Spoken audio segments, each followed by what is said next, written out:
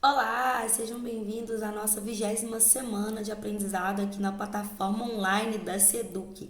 Eu sou a professora Rafaela e essa semana nós iremos consolidar o tema de dinâmica interna da Terra, né?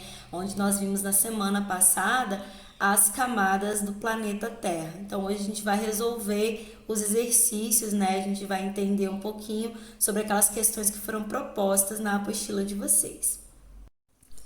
Então, primeiro, né, trouxe aí a imagem do planeta, né? E aí a gente tem que relembrar as camadas do planeta, que aí no caso nós temos a crosta terrestre, né, camada mais externa, o manto, que é a camada intermediária, e o núcleo, que é a camada mais interna, que é subdividido em núcleo interno e núcleo externo.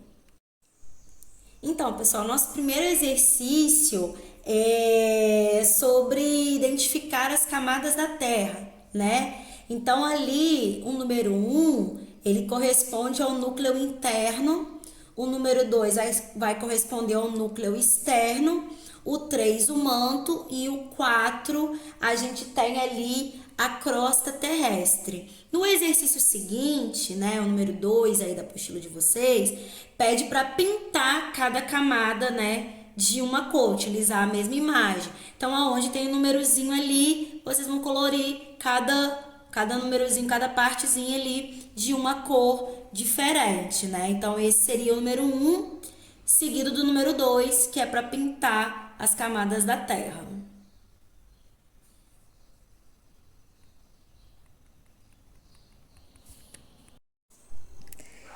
Então, o próximo exercício é descreva as características das camadas da Terra, né? Então, a gente vai escrever aí quais são as características principais de cada uma das camadas, né? A gente vai ter aí a crosta terrestre como sendo a camada mais externa, como sendo aí a camada sólida do nosso planeta, né?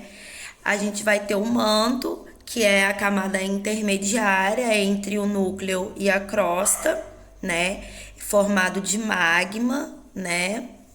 A gente tem aí o núcleo, que é a camada mais interna do planeta, que a gente, né, divide em núcleo externo e núcleo interno, composto de ferro, né?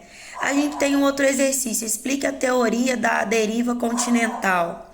O próximo exercício, né, vocês devem responder que a teoria da deriva continental, ela afirmava, né, que os continentes, num dado momento, eles eram unidos, né, eram uma massa só, e posteriormente eles foram se afastando devido a um movimento que acontecia, né?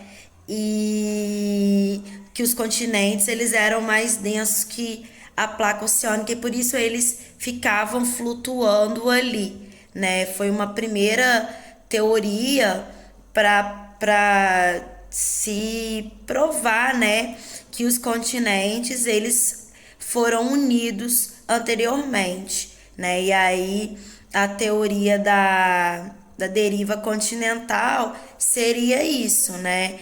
Que era um supercontinente, uma massa única, e que depois ela se fragmentou. E esses continentes, a conformação atual seria, né, os continentes que se fragmentaram, né, que ele afirmava que eles seriam menos densos do que a parte ali aonde ficam os oceanos. Na verdade, posteriormente essa teoria foi comprovada, né?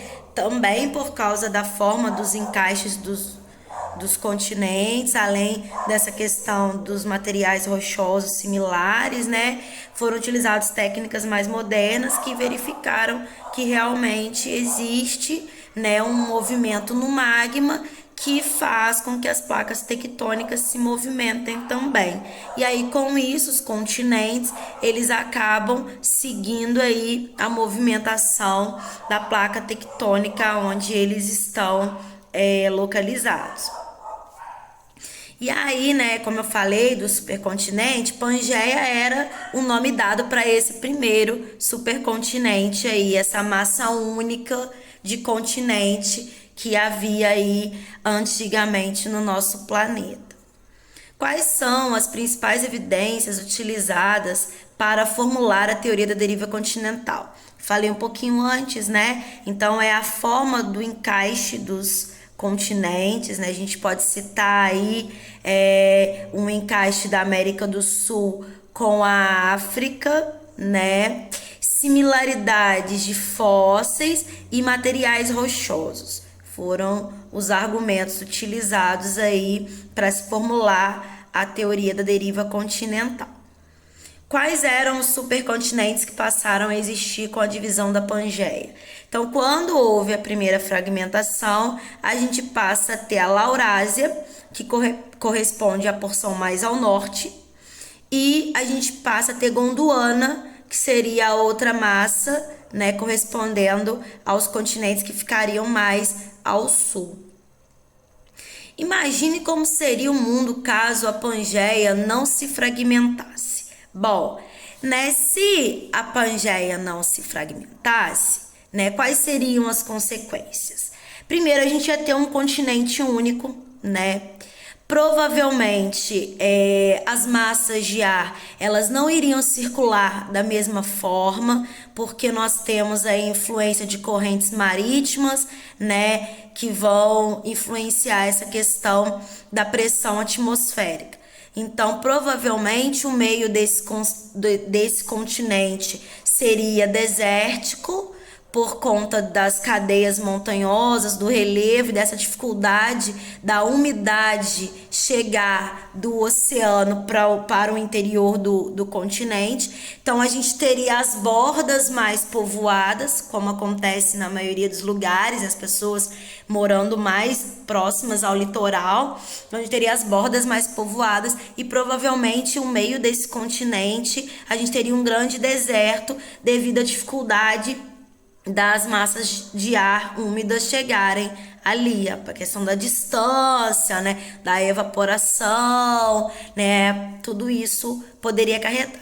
Além disso, a gente poderia ter aspectos físicos mais parecidos, né, e falar teoricamente a mesma língua, com variações, dialetos diferentes, mas poderia ser uma possibilidade. Outra possibilidade, né, que a gente tem seria de cruzar o leste ou oeste desse supercontinente através de meios terrestres, né? A gente não sabe como seria o relevo, seríamos muitas cadeias de montanhas, como isso ficaria, mas né, haveria essa possibilidade também.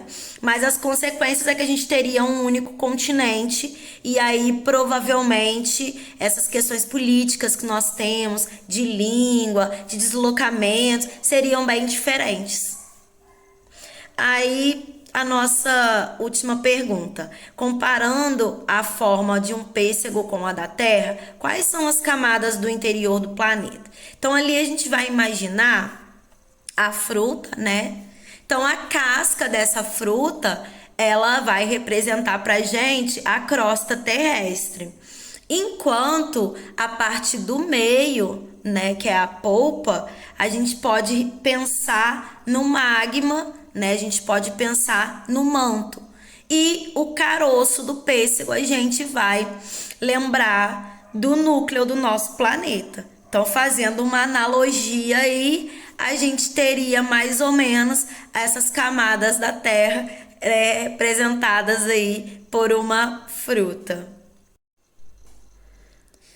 Bom, pessoal, espero que vocês tenham gostado do tema dessa semana, tenham compreendido as camadas da Terra, a teoria da deriva continental também, que é importante. Espero que tenham feito os exercícios e que essa correção tenha contribuído aí para esclarecer as dúvidas de vocês aí, né? Eu sou a professora Rafaela e semana que vem nós estaremos de volta com um outro tema, com uma outra aula.